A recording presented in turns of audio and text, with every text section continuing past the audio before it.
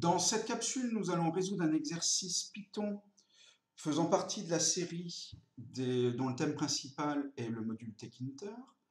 Et en particulier, nous allons résoudre l'exercice 2, dont voici l'énoncé. Il s'agit de reprendre l'interface de l'exercice précédent, dont nous voyons le visuel encore à l'écran. Et lorsqu'on clique sur le bouton Générer, il faut bien dire que dans l'exercice précédent, on avait créé le visuel, mais il ne se passait absolument rien lorsqu'on cliquait sur Générer. Et cela générera un faux numéro de téléphone fixe français, au format français. Dans cet exercice, on se contentera de l'afficher dans un terminal. Et le clic sur le bouton quitter permettra de fermer l'application. Voilà, donc on va reprendre le code de l'exercice 1. Il n'y a aucune raison qu'on ne parte pas de cette base. Et vous pouvez observer que j'ai déjà rajouté un import d'une autre librairie, qui est une librairie qui permet de générer des nombres aléatoires. Donc on va s'en servir fatalement. Pour ce faire, on va créer deux fonctions. Une fonction qui permettra de gérer le comportement du bouton 1 et une autre fonction qui gérera le comportement du bouton 2. Alors je vais vous copier-coller la première fonction et vous expliquer ce qu'elle fait. Alors sachant qu'il y a une partie, notamment celle-ci avec le format, la façon de formater les nombres, on l'a déjà vu dans une précédente capsule. Donc je pars du principe que vous connaissez déjà cet aspect des choses. Alors voilà, donc la fonction s'appelle numéro et en fait on distingue un numéro français, c'est donc du type, les deux chiffres commencent par 02, 03, 04, 05. Alors il y a le 0, fatalement, le 0 est imposé, donc je le laisse si ce sont des numéros de téléphone fixe bien sûr. Et puis là je vais placer le phone 1, qui est un entier compris entre 1 et 5, ce qui est le cas.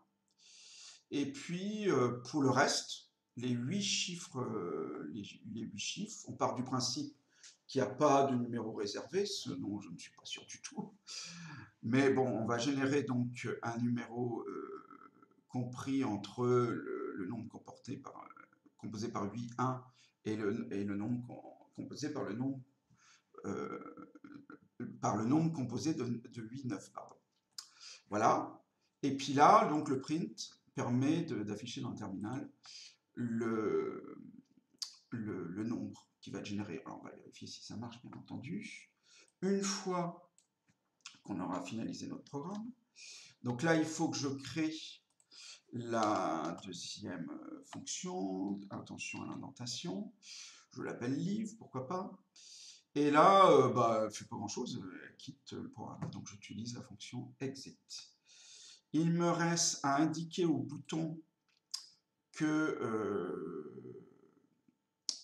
qu'il faut qu'il fasse en cas de clic. Donc il faut que je rajoute un troisième argument dans l'instantiation de la classe button qui a pour nom commande.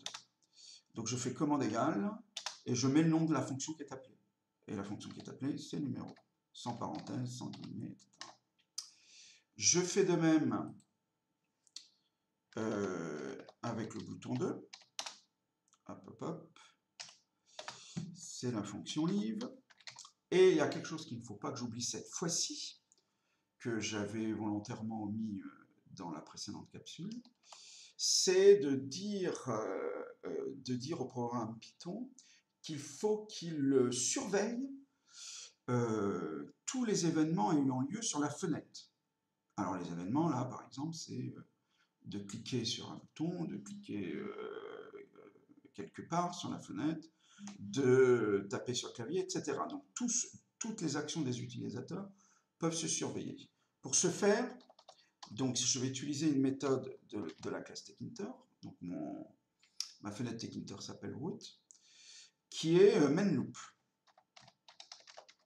Voilà, donc j'utilise cette méthode.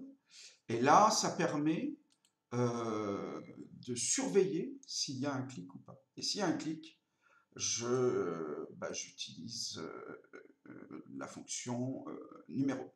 si c'est sur le bouton 1, et la fonction libre si c'est sur le bouton 2. Bon, on va tester tout ça. Je sauvegarde auparavant. Alors, je ramène ma fenêtre ici. Alors, on va d'abord tester générer. Alors, attendez. Il faut quand même que je vois tout ce qui se passe. Je vais en bas. Alors, attendez. J'arrive.